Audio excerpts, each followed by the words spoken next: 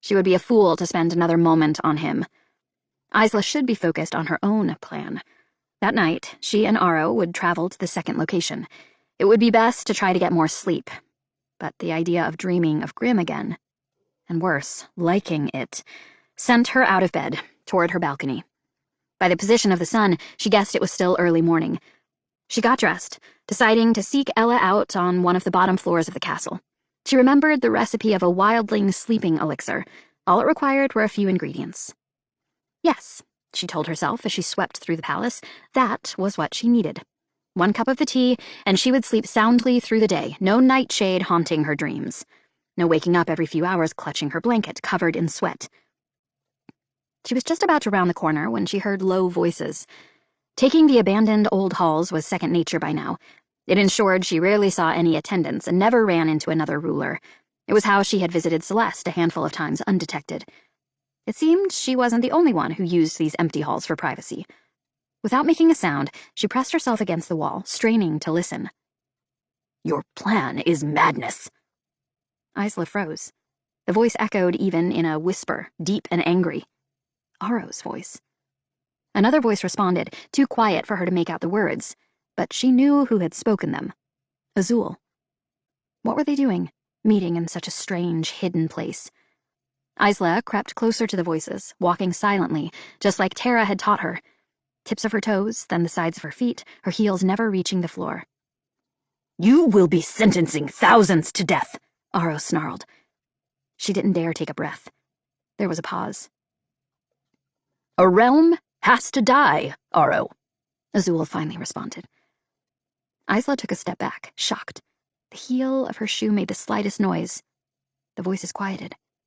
A moment later, a door slammed shut, blocking out the rest of the conversation.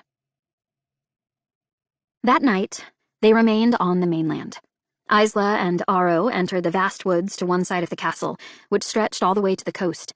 She felt the familiar prick of fear down her neck. This forest was wilder than the one on Sky Isle. Energy coursed through the air. Branches seemed to curl toward her, as if straining for a closer look. Vines across the floor tightened as she passed, as if making to trip her. The nature here seemed intrigued by her. Sweat pooled down her chest as she watched it. At least it hadn't hurt her, yet. Panic began to poison her thoughts, so she turned her attention to the king instead, hoping the less she looked at the forest, the less it would stare back. His eyes were squinted and slightly more creased at the edges. He walked more stiffly than usual. "You haven't been sleeping at all, have you?" He said nothing to indicate he had heard her speak. "You could at least try to sleep during the day, if we're going to work at night." Aro continued through the forest, ducking to avoid branches that Isla could barely touch if she reached her arm up. "Unless you have another ally you're working with during that time?" "I don't have other allies," he said curtly. "Really?" she said. "Not even Azul?" Aro looked bored. "Eavesdropping is lowly, even for a wildling." So, he knew it had been her listening. Good. "What's his plan?" she demanded. Before she could stop herself, she added, "You promised to protect me from the other rulers. Should I be worried?" Aro sighed, irritated.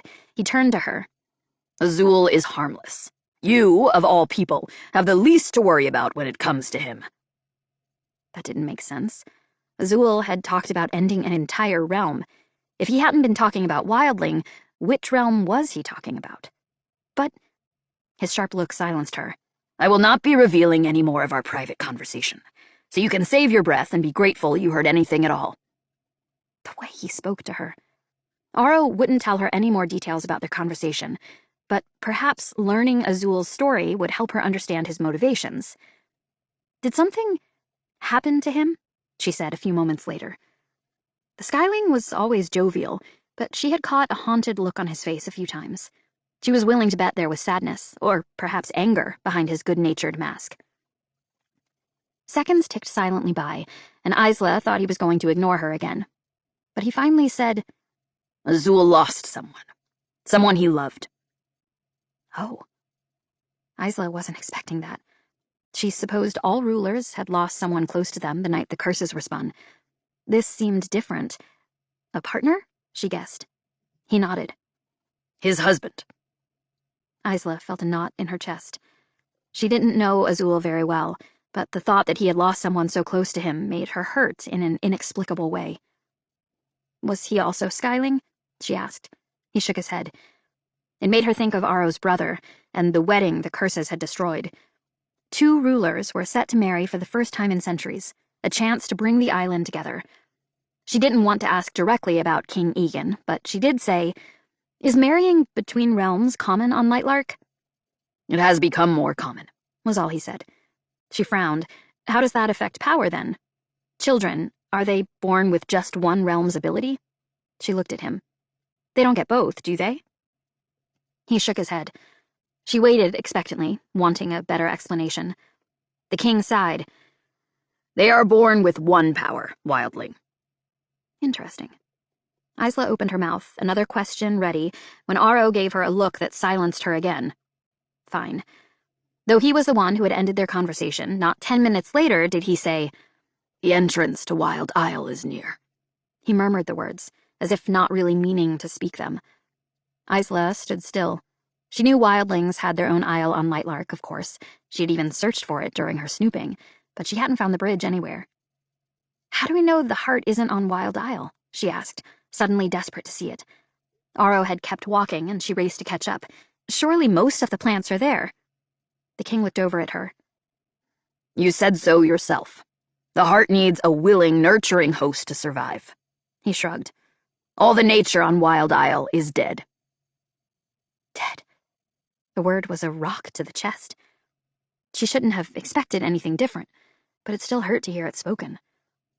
A moment passed.